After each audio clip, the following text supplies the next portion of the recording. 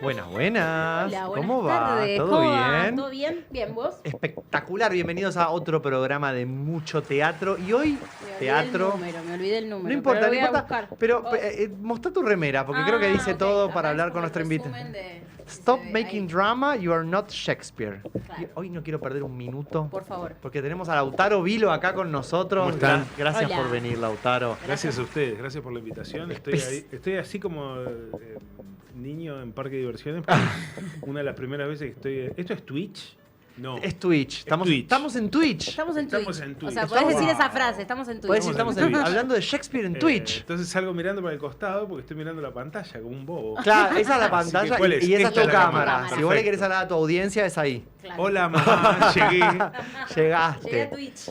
Lautaro, sos actor, traductor y especialista en Shakespeare, entre muchas otras cosas. Sí, dicho así suena como un montón. Pero ¿no te autopercibís a especialista en Shakespeare ahora que está esa palabra? Mira, me pasó que por una insistencia del destino y de gente muy importante para mí, tuve que trabajar muchas veces con el autor. Sí. ¿Sí? Y también me pasó que también por una cosa de recorrido era un autor que leí mucho cuando empecé a hacer teatro. Claro. Por una cosa totalmente fortuita. O sea, yo estudié teatro en Tandil, Sí. en la Facultad de Arte de la Universidad Nacional del Centro de la Provincia de Buenos Aires, Sí. que está inscribiendo ahora. Así que Atención, los que están todo el por mundo allá que se quiera anotar, se pueden es el anotar. momento. Qué buen nombre tiene. Eh, El centro de la provincia. de Del Buenos centro, Centro de la provincia de Buenos Aires, no de Sí, cualquier sí, lado, es- del Aires. Centro. Es la papa del puré de la Sí. mejor batata, Ay, parece, ¿no? claro, claro. No, y me pasó que cuando me fui a estudiar ahí, yo soy de Neuquén, no conocía a nadie en la ciudad. Claro. Lo cual para estudiar, al menos al comienzo, es una bendición, porque te reconcentras un montón. Sí. Y cuando me fui a estudiar teatro, yo no tenía experiencia teatral. No venía de hacer un curso de teatro, no era un niño actor que actuaba Claro. en los fines de curso de la escuela. Sí, sí. Entonces tenía la pregunta de si era esto a lo que me tenía que dedicar o no. Ujú. En el medio me llevo de casa, agarro todos los libros posibles que había de teatro, que no había muchos y eran de Shakespeare la Sí. mayoría, porque Claro. ¿no? Como los clásicos que sé yo, el Hamlet de la editorial Salvat, Claro. ¿se acuerdan de Sí, esos sí. libros? Sí, Así, algunas tragedias, Otelo, había otro volumen que tiene Otelo, Hamlet, Macbeth y Lear. Y apenas llegué a estudiar teatro, tampoco era que en Tandil había teatro todos los fines de Claro. semana para salir Claro. a ver, digamos, no era que estaba en Broadway. Pero le pregunté a mis profesores qué podía hacer para vincularme con la actividad, para saber Sí. más de teatro. Y lo primero que me dijeron fue leer los clásicos. De los clásicos habían algunos que eran un embole total, tipo Esquilo, Sí. Claro. o peor, Racine, Sí. ¿no? Sí. La Fedra de Racine. claro, ¿no? Mátenme. Esquilo ahora me parece otra cosa, pero de Racine sigo teniendo la misma opinión. Sí, Ok. sí. Y al lado de eso estaba Shakespeare, que lo que tenía era una composición que, claro, como en Shakespeare no existe la unidad de espacio Ujú. en la narración, Sí. y no existe la unidad de tiempo. ¿Qué quiere decir esto? La unidad de espacio es que, como pasaba en las obras griegas, todo sucede en el mismo lugar. Claro. En general, si vos agarrás las obras Sí. griegas, Sí. muchas suceden como en la veredita del palacio. ¿No? Está el Las palacio entradas, atrás, como Edipo claro, Rey. Sí. Es Las la entrada entradas del palacio, claro. ¿no? Porque aparte las acotaciones son sale o entra de palacio, ¿no? También como Exactamente. mucho más. Hay un montón y todo sucede en tiempo continuo. Claro. Entonces, viene un grupo de gente, se queja mucho de una situación que está pasando, viene un personaje, viene el protagonista, viene el antagonista, van al palacio, hay un asesinato, aparece otro diciendo, bueno, ahora las cosas son así, lo matamos. Digo, Agamenón Sí. de Sí, sí, Esquilo sí. es esto, Claro. Tal ¿sí? cual. Entonces, una obra donde vos empezás a leer y hay gente que te cuenta qué fue lo que pasó y por qué estamos tan mal. Un suceso muy, muy breve y terminó la obra. ¿No? Con lo cual, cuando llegaste al suceso, la sensación que tenés como lector que no lee teatro, que era el lector que yo era en ese momento, es, che, acá no pasa nada. Claro. ¿Sí? ¿Por qué? Eso es, unidad de tiempo, unidad de lugar. Entonces, de esos dos elementos, Shakespeare los abandona olímpicamente. Las obras no suceden todas en el mismo lugar, al contrario, alterna con lugares. Eso le da un ritmo cinematográfico. Yo le digo a mis amigos que hacen audiovisuales, les digo que Shakespeare en realidad no tenía la tecnología, pero inventó el cine 500 años antes. Claro. Entonces, una escena, por ejemplo, en Hamlet arranca en un extremo del palacio, termina, corte A, diría un cineasta, salón de palacio. Claro. ¿Sí? Salen todos, se queda Hamlet, corte A, la casa de los Polonio. ¿No? Polonio, Laertes y Ofelia. Escena de Laertes y Ofelia, despedida de Laertes por Polonio. Distintos Polonio escenarios. Claro. Corte A, esa misma noche en el palacio, perdón, en el extremo del palacio donde se aparece el fantasma en la primera escena. Claro. ¿No? Eso ya le daba un dinamismo espectacular. Un ritmo. Bien. Que al lado del otro, o sea, seguía siendo difícil de leer, porque era difícil de leer el texto, los diálogos, y más aún con las traducciones vetustas que yo leía, pero tenía una dinámica. Y luego tenía unas escenas que para un niño criado alquilando videocassettes, estaban buenísimas. Claro. Digo, de pronto se aparece el fantasma de tu viejo que murió. Te dice, vengame. A contarte que en realidad lo mataron. Claro. ¿No? Y te describe en una de los párrafos más gore que tiene Shakespeare, cómo el veneno, el asesinato del padre de Hamlet es espectacular. El tipo se acuesta a dormir la siesta y viene el hermano y le tira veneno en el oído. ¿Sí? O sea, entra al cerebro directamente. Ese veneno afecta su sangre y la corta como si fuera leche cuajada. Y todo esto se lo describe el fantasma del padre. ¿Sí? Inmediatamente su cuerpo se llenó de pústulas, ¿no? Y le describe toda la erupción que tiene el tipo antes de morirse. Claro. ¿No? Cuando vos te detenías a leer ese texto y decís, wow, lo que pasó, de pronto no era muy distinto lo que contaba el personaje a lo que yo había visto, por ejemplo, en la película La Mosca. ¿Oyeron hablar de la película La Mosca? No, yo no la conozco. Bueno, la película de La Mosca es como Spider-Man, pero de terror. Sí. Hay un científico, una película de los 80 famosa de terror, hay un científico que en una cámara de radiación entra una mosca y el chabón se empieza a transformar en mosca. Claro. Pero no es como Spider-Man, que sigue siendo el mismo Peter Parker todo el tiempo. Y tiene las habilidades de la araña. No. Empieza a brotar la mosca de adentro suyo. Empieza a deformar, ¿no? Super gore. Total, así, ¿no? Macbeth, la escena de Macbeth, el asesinato de Macbeth, yo en esa época todavía no había visto el cine de Hitchcock, creo que había visto una película, pero había visto mucho el cine de Brian De Palma, que Brian De Palma le roba todo absolutamente a Hitchcock, muy bien por él. Y de pronto la escena donde Macbeth finalmente decide asesinar al rey Duncan y se cruza con su esposa en el medio de la oscuridad del palacio y va finalmente resuelto siguiendo una daga que ve flotando en el aire que lo guía hacia el asesinato y sale consternado porque no pudo decir amén cuando uno se despertó y lo vio y siente que a partir de ahí no va a poder dormir más, y es tan torpe cuando lo hace que viene con las dagas en la mano y las manos llenas de sangre, y la tipa tiene que sacarle las dagas e ir a dejarlas en las manos de los tipos que estaban cuidando al rey que está alojado en la casa, y vuelve consternado y lo calma y lo lleva. Bueno, eso era... Sí, toda una imagen más que potente. ¿Cómo no te ibas a entusiasmar? películas que había visto. Claro. No tenía televisor en esa época, lo cual estaba muy bien, colaboró muchísimo. Entonces, digo, en el corpus de cosas que tenían que ver con el teatro, yo lo leía como quien mira Cine Shampoo, con la vocación... Cine Shampoo es una antigüedad, ustedes son muy jóvenes. No, pero sí ubicamos.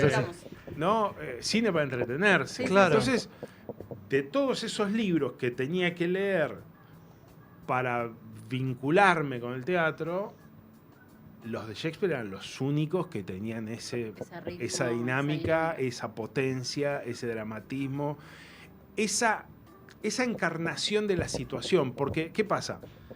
Los griegos también tienen escenas que están buenísimas, solo que esas escenas están referidas. Sí, siempre pasa dentro del palacio y nunca lo vemos. No, o ya pasó. Entonces te cuentan el momento. Un mensajero que te avisa. Claro. En que Agamenón decidió matar a su hija. Sí. Ahí adentro la escena está buenísima. Shakespeare te muestra el momento donde decidieron eso. Sí, es como lo de Edipo sacándose los ojos. Sabemos que fue con unos broches. Exactamente. Cuando se ahorca Yocasta, sí. Exactamente. ¿No? ¿Esa es su gran innovación técnica de Shakespeare, digamos, romper las reglas aristotélicas un poco y darles un... Sí, bueno, es plus. Es la innovación del teatro... Perdón, en realidad hay que diferenciar una cosa, porque, por ejemplo, porque hay algo en la pregunta, que vos decís, esta es la innovación técnica, que pensaría, o parte de una idea, que parte con la idea de la innovación que tenemos nosotros, es, hay un corpus de conocimiento ordenado, consecutivo, y yo le pongo una idea nueva encima, una idea procedimental nueva encima. Sí, entiendo. Ahora bien, respecto, cuando uno lee los autores, que es como uno llega a conocer, uno conoce la historia del teatro por un rastro que son las obras de teatro. Claro. ¿Sí? A ese rastro lo que hay que sumarle es el rastro de la arquitectura. La historia del teatro siempre es la historia de la arquitectura teatral. Sí. Porque la arquitectura teatral es lo que define cómo se hace el teatro. Sí, claro. ¿Sí? Entonces, sí, en la secuencia, cuando uno estudia teatro, estudiante de facultad, esto te pasa a ti seguramente, uno lee los griegos, quizá teatro romano, y de ahí salta en general a el teatro del siglo de oro o al teatro de Shakespeare. En el medio queda el teatro medieval, que es como una especie de incógnita, como es el medioevo. Viste que del medioevo no se tiene mucha data. El medioevo en términos técnicos escénicos es un momento espectacular. ¿Sí? Extraordinario. O sea, los tipos hacían obras para evangelizar. Claro. ¿Sí? ¿Por qué? Porque la gente no leía. Entonces, ¿qué hacían? Representaban los misterios. Claro. ¿Sí? Esto creció hasta que a la iglesia le empezó a molestar semejante manifestación de gente. Y esto sucedió sobre todo en la Europa continental. Sí. Porque ahí hay que diferenciar la particular y rarísima situación de Inglaterra respecto del avance tecnológico y narrativo que había en la Europa continental. Claro. Entonces, es verdad, los ingleses, el teatro isabelino supuso un cambio enorme de narración respecto del griego. Seguramente incorporó algunas cosas del teatro medieval en su hechura. Sí.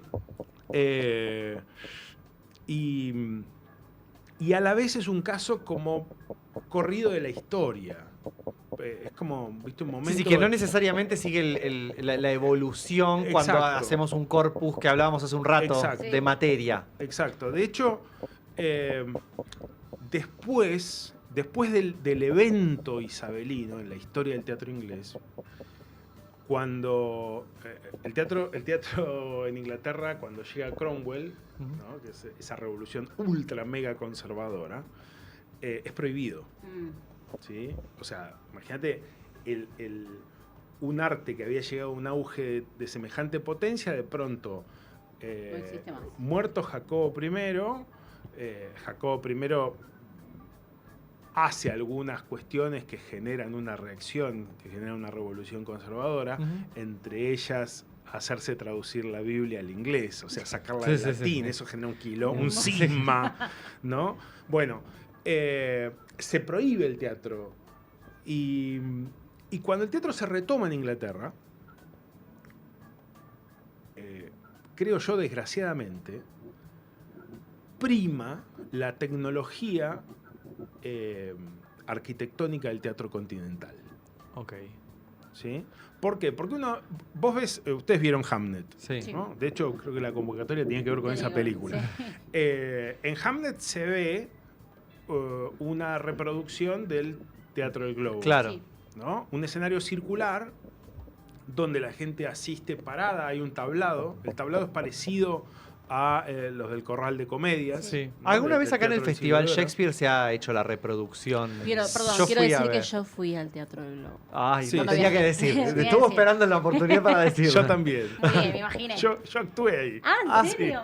Ay, te Yo tiró vi más- un ensa- te tiró Ay, más 4, puta madre. dale. Y Es más. yo vi como un ensayito de Otelo. Ah, Es ¿cuándo más, fui? me coronaron como Enrique V en el Teatro Ah, del mira. Globo. Dios, qué Cualquiera. fantasía. Con una capa que más quisiera alguno, tipo la de Freddie Mercury. Sí, sí, sí. Espectacular. Sí, qué fantasía, Dios mío, me muero. Bueno, asunto Perdón. que... No, tiene todo que ver. No, hablabas de la estructura. Claro, esa estructura que se ve en la película, que tiene algunas inexactitudes para mí, la representación de esa representación. Ustedes ven que es un teatro circular, con gente parada, no hay cuadro, No. ¿sí? Porque no hay boca de escenario. Claro. ¿Sí? La idea de la boca de escenario es una idea que viene del teatro a la italiana. Sí. Claro.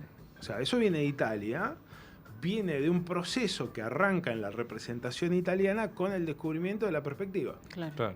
¿sí? Que es algo propio de las artes de la pintura, Ujú. Sí. ¿sí? De las artes plásticas. Eso generó toda una estructura de telones, ¿no? Todo lo que es la maquinaria teatral que uno conoce hoy, ¿no? Hoy, icónicamente, cuando uno dice teatro, un teatro, ¿qué aparece en el imaginario? Aparecen las dos caras, Sí. la de la risa y la de la tristeza, y el telón El rojo. telón rojo. ¿Sí? Sí. Vaya a saber uno por qué, eso se consagró. Vos, En el imaginario. esta ciudad tiene teatro por todos lados. Sí. Y puedo contar con los dedos de la mano cuáles son las salas que tienen telón rojo Totalmente. Sí, sí. que se cierre. Total. Sin embargo, vos ves un volante de un taller de teatro en Villa Urquiza Y te pone el ves telón y la rojo. bota. Sí, sí. Sí. ¿Sí? Entonces, digo, esa idea de lo que es un teatro se metió en En la la cabeza. cultura de todos nosotros. Sí. ¿Sí? Bien. Ese teatro a la italiana, de caja negra, con un puente, con una parrilla y ese cubo, ¿no? Con una Profundo, pared claro. abierta desde donde miramos, ¿no? La idea de la cuarta pared Sí. y todo. Eso es una evolución del teatro de la italiana, que es un teatro que se construye a finales del Renacimiento italiano, donde se prueba por primera vez la idea de la perspectiva. ¿Sí? Sobre la base de un teatro semicircular, sobre la Claro. base de un teatro romano, se arma profundidad en una gruta. Claro. ¿no? Claro. El teatro me acuerdo del arquitecto, me sale Vitruvio, pero no estoy seguro. Sí. Creo que Vitruvio no, Vitruvio era el arquitecto romano de los acueductos, me parece. En todo caso, si ustedes buscan Sí, sí. teatro de la italiana, Tarea, va a tienen aparecer. tarea, los que Sí. están del otro Eso. Y lado. todo esto entra al parcial. Ahora, cuando vos ves ese teatro donde trabaja Shakespeare, Ujú. ves que no tiene mucha relación con estos teatros que nosotros Claro. No. tenemos. ¿Sí? Ahora, ¿qué pasó? La pregunta para plantearnos es ¿por qué cuando el teatro fue reiniciado en Inglaterra, si ellos tenían un teatro tan absolutamente extraordinario y tan propio, ¿por qué no volvieron a esa arquitectura? Y nos saltaron al teatro continental. ¿Sí? ¿Por qué? Bueno, lo que pasaron fueron 100 años de desarrollo técnico y social. Claro, un salto. ¿No? Donde, claro, el teatro que regresa hacia el 1700 y pico, ya es un teatro mucho más burgués. Claro. ¿Sí? Entonces, hay una... yo creo que es la gran condición de la persistencia de Shakespeare a lo largo del tiempo, que la obra de Shakespeare, al ser tan... al tener estas características, no estar circunscripta a un espacio, no estar circunscripta a un tiempo continuo, lo que prima es la progresión de la acción. Y es un teatro que a mí me gusta llamarlo de personajes y de acción más que de lugares. Claro. ¿No? Por eso es súper maleable. Claro. ¿Sí? Por eso trasciende un poco los siglos también. Y por eso en Shakespeare, por eso puede maridar con tantas formas teatrales que vienen luego. Sí. ¿Sí? En Shakespeare hay una obra que empieza en alta mar con una tempestad. ¿Sí? Entre paréntesis, dame más cine catástrofe que eso. Claro. Sí. Entonces, si vos venís a los 18 años habiendo visto ABH, ¿no? O Gativideo, toda tu adolescencia, entras ahí, lees esa obra y decís, ¡wow! Me la imaginé toda. Claro. ¿Sí? Eso fue de movida muy efectivo para mí en la relación con Shakespeare. Sí. Después me vine a Buenos Aires, estudié dramaturgia. En la escuela de dramaturgia no lo leímos lo suficiente. Como nosotros. Lo que hablábamos hace un rato de los recortes de los programas. Es un autor del cual siempre se puede extraer, digo, para los que escriben, para todos los que escriben, léanlo, reléanlo. Está lleno de cuestiones para aprender ahí adentro. Y me pasó que en un momento empiezo a trabajar con Rubén Schumacher, en el 2005-2006 lo conozco, hacemos una obra y luego de esa me propone, me dice que va a dirigir Rey Lear y me propone traducirlo. La famosa apuesta con Alfredo Alcón. La famosa apuesta con Alfredo Alcón en el Teatro Apolo. Y bueno... O sea, esa es tu primera traducción. Esa es mi primera traducción de la vida. Sí, fue un... Contanos un poco de esa experiencia. Fue una locura. Y además, sumar esto de traducir o preparar una obra para semejante personalidad de la cultura, Sí. o sea, sabiendo que Alfredo iba a ocupar ese rol y que iba a estar evaluando tu traducción probablemente al dedillo. No, y el teatro también nos iba a dar, ¿no? Como todo el combo es mega. Sí. No, aparte, bueno, estaba Alfredo, estaba Carnaghi. Claro. Carnaghi era el mejor actor de la televisión que yo había visto de chico. Estaba ahí haciendo Rey Lear. Estaba ahí haciendo... Estaba Juan Gil Navarro. Estaba Juan Gil Navarro, Joaquín Furriel, Roberto Castro, Horacio Peña. Tenía un elenco. A ver, eso, de todas maneras, eso en el momento que estaba traduciendo Rey Lear era como ni siquiera podía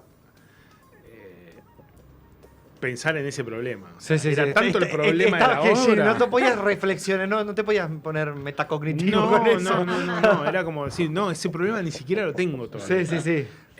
Ya vendrá el tiempo de analizarlo. Sí, fue un flash porque claro, el trabajo de traducción te da un conocimiento de la pieza en superficie que que solo te pasa haciéndolo. Claro. Sí. O sea, solo llegás a ese eso nivel, haciéndolo, claro. o no sé, viste, qué sé yo, algún...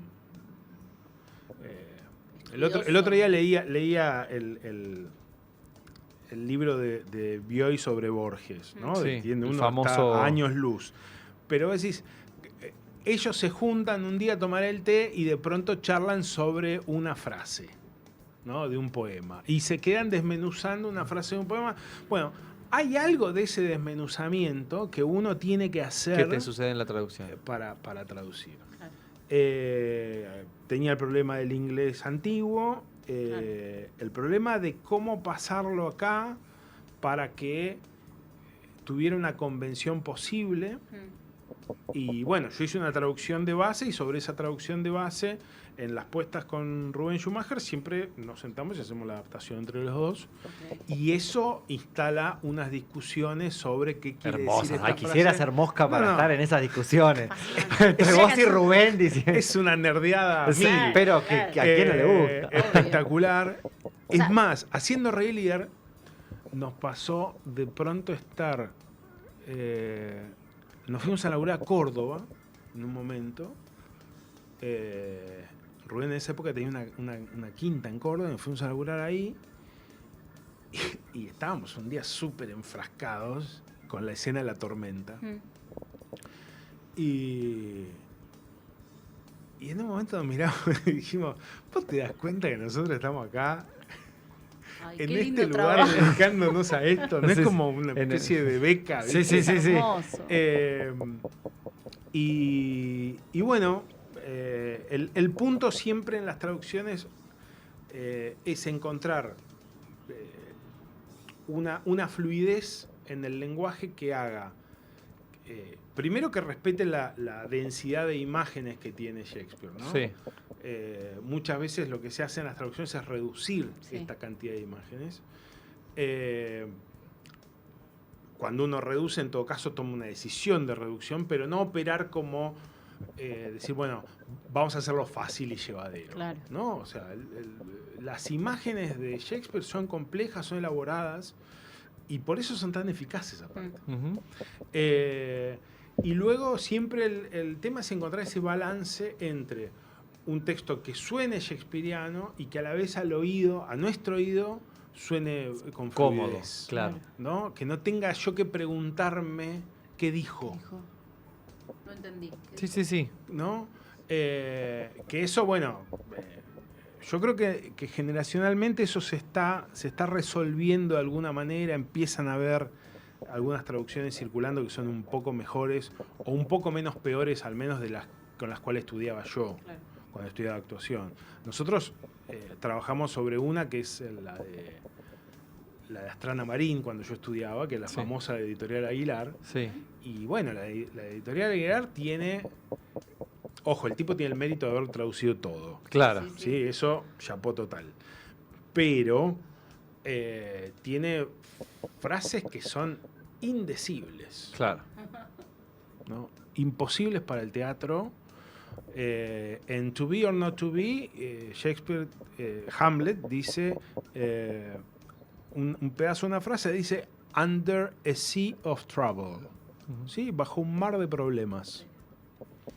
Ok, bajo un mar de problemas, Under a Sea of Trouble es bajo un mar de problemas acá, hoy, 20 años atrás, dentro de 50 años, Sí, sí, sí. no hay Sí. mucho para pensar. Claro. Bueno, entonces, Mr. Astrana Marín, ¿por qué usted le pone bajo un piélago de calamidades? No. Porque ahí juega lo de hacerse el shakespeariano en la traducción, cuando era mucho más How do you rudo. dare?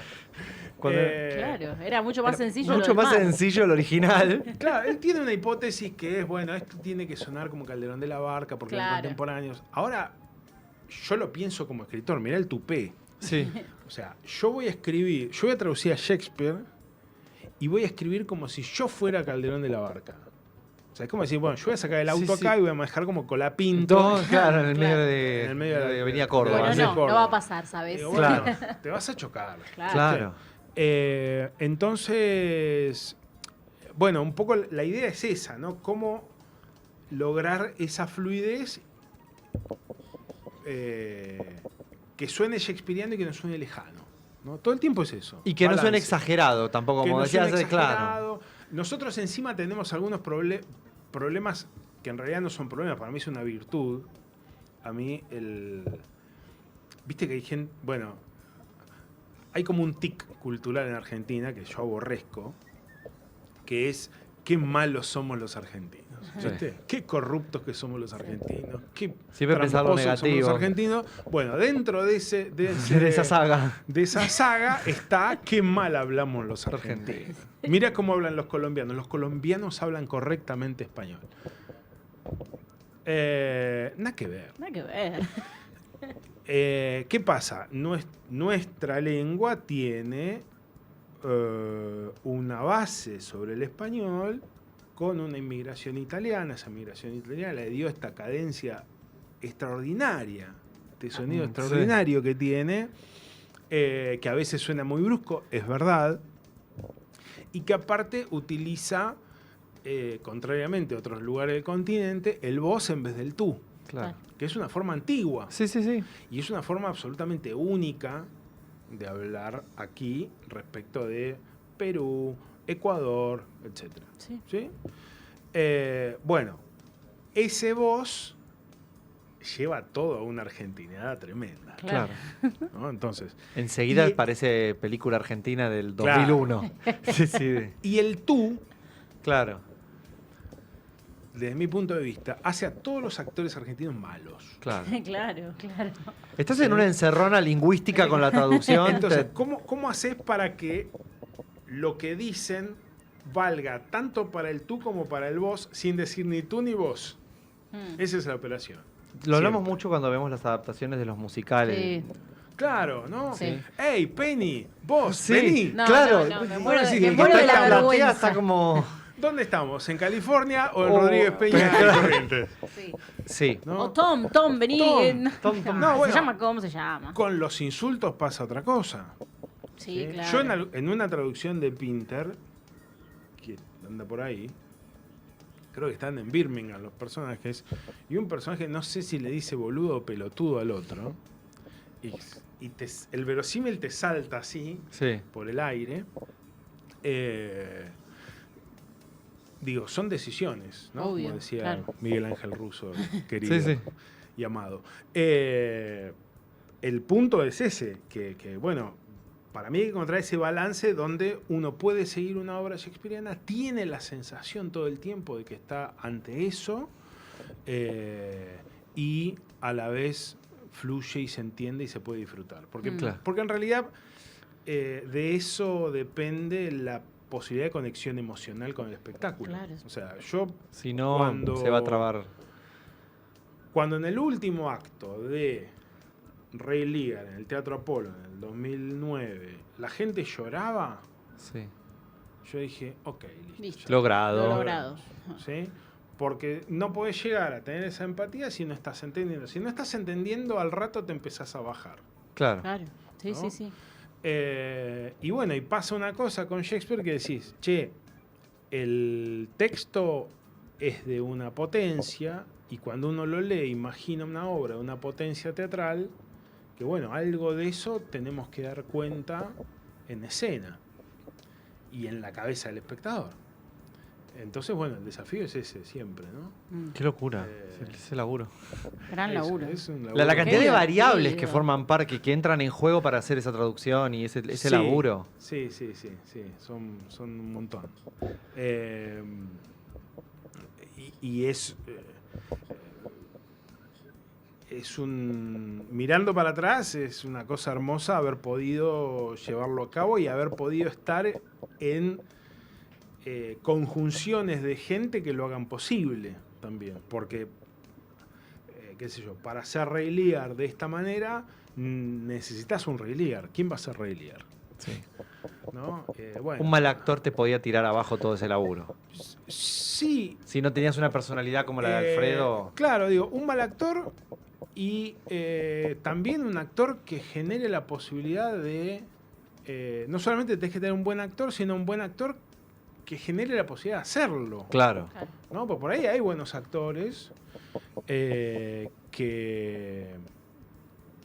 que no tienen ese interés en trabajar sobre textos de esta complejidad. Claro. ¿No? A mí me llamó la atención yo creo que hubo un corte en la línea de continuidad, ¿no? Alfredo Alcón no tuvo un sucesor en la generación inmediatamente posterior a él, digamos, para ocupar ese lugar de héroe trágico. Sí, gran señor de la escena trágica, ¿no? Argentina. ¿Joaquín es un poco su heredero? Bueno, yo creo que Joaquín ha persistido en ese camino. Desarrollo, en ese camino. Me parece que bueno, es el que ha hecho Hamlet, es el que ha hecho Ricardo III. Claro. Se ocupa de esos tipos de material también. De ese tipo de material y le calienta. Sí. Él ha contado que le preguntó a Alfredo si estaba para hacer Hamlet y Alfredo dijo, todavía no, unos añitos más. Ha contado en alguna que otra entrevista de aquella época. Puede Claro. ser, sí. Bueno, no contento con Rey Lear, trabajaste en la adaptación de Hamlet también. Después de Rey Lear, lo que pasó fue que nos invitaron, lo invitaron a Rubén en realidad, a raíz de la puesta de Rey Lear, lo invitaron a presentar un espectáculo en un festival que se hizo en el 2012 en Londres. El 2012 fueron las Olimpiadas en Sí. Londres. Unos meses antes, el Globe Theatre hace un festival que se llama Globe to Globe. Sí. Globe to Globe eran elencos de todas partes del mundo que llevaban una obra, una de las obras, se montaban todas las obras en un mes y medio. Sí. Cada elenco tenía 2 días de función y llevaba una obra diferente en un idioma diferente. Sí. ¿No? Entonces, qué sé yo, había un Ricardo III de China, un Julio César de Italia, un Romeo y Julieta de Brasil, yo vi un Rey Lear de Belarus, me acuerdo, en ese espacio. Claro. ¿No? Entonces, a Rubén lo invitaron y Rubén me invitó a traducir la obra y a ser uno de los actores, el príncipe Hal, en Enrique IV, en la segunda parte de Enrique IV. Sí. Que es una obra que aquí se hace nunca, curiosa porque es la única obra de Shakespeare que tradujo Miguel Cané. Sí. Y para los cinéfilos hay una versión muy interesante de varias obras de Shakespeare en las cuales está Falstaff, pero que básicamente es Enrique IV segunda parte, que es la película de Orson Welles que se llama Campanadas a Medianoche, que es un película. Bueno, y hicimos eso, fuimos a Londres, la representamos allá. Eso fue un baño de data, Sí. porque ¿no? Esto que decíamos, la historia del teatro es la historia de una arquitectura teatral. De pronto, cuando estás ahí, te cierra un montón de cosas de la poética. Claro. Por ejemplo, que la idea de la intimidad para los monólogos es una idea imposible. Es una idea que viene de la generación que miraba las películas de Laurence Olivier, donde Laurence Olivier miraba para abajo con cara compungida y se escuchaba en off, to be or not to be. Pero no funcionaba de ahí mismo en el contexto del Globo rodeado de gente parada ahí que te están mirando. Imposible. Claro. Porque el contexto del Globo es lo más parecido al teatro callejero que vos te puedas imaginar. Claro. Tiene más de Lollapalooza que de... ¿Sí? Entonces, si vos susurrás así, no te van a escuchar. Claro. No hay manera. No. Después de eso, bueno, aquí la hicimos un tiempo en el Teatro Regio. Y en el 2019, a ver si no me estoy porque estábamos en la el línea profesorado histórica, y nos escapamos para ir a verlo. Sí, 2019 fue 2019 Hamlet. fue. Sí. Hicimos Hamlet ahí en La Martín Coronado. la Martín Coronado, tal cual. Nosotros fuimos como arriba, ¿te acordás? Sí. Gran lugar para verla, estábamos ahí. Sí. Veíamos todo perfecto. Que fue una cosa... Fue un furor en ese momento, me acuerdo. Sí, fue un furor. Podés decirlo, Fue un furor. un hitazo. La vieron 80.000 personas. Una locura. O sea, Y aparte una hora de es la 3. cancha de River. Sí, una hora de 3 horas, ¿no? Duraba más o menos eso. Duraba 2 horas y media. 2 horas y media. Sí. Me acuerdo que tenía dos intervalos. Dos intervalos. Y Y bueno, y la gente se quedaba y terminaba de verla. Y después pasó que cuando la pandemia la interrumpió, la pusieron a la semana, la proyectaron en YouTube. Sí, estuvo en YouTube. Colgaban 2 días, dejaban las obras. Y yo la última vez que entré, la habían visto 152.000 personas. Wow. Una locura. Yo no sé cuánta gente la terminó de ver, pero ya ese movimiento de ir, cliquear y decir, 152.000 personas se interesaron por ver Hamlet. ¿No? Fue como una especie de mini festival Shakespeare en sí mismo. En sí mismo. Pasó ahí. Se hizo una muestra también sobre la presencia de Alfredo. Se hizo una muestra sobre el Hamlet que hizo Alfredo. Después se hizo una muestra de fotografía. Del antes y el después. Del antes y después de los actores en la función.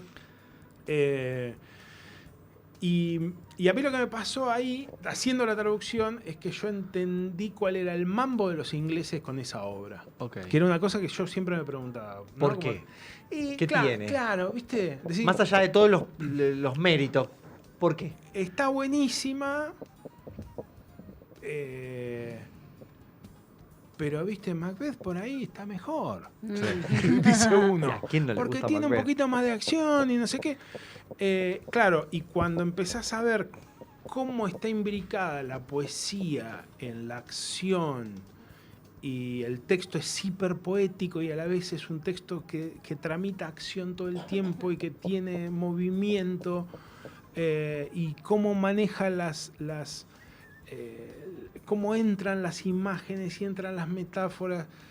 Ahí decís, claro, es una era para acá. Catedral de la lengua inglesa.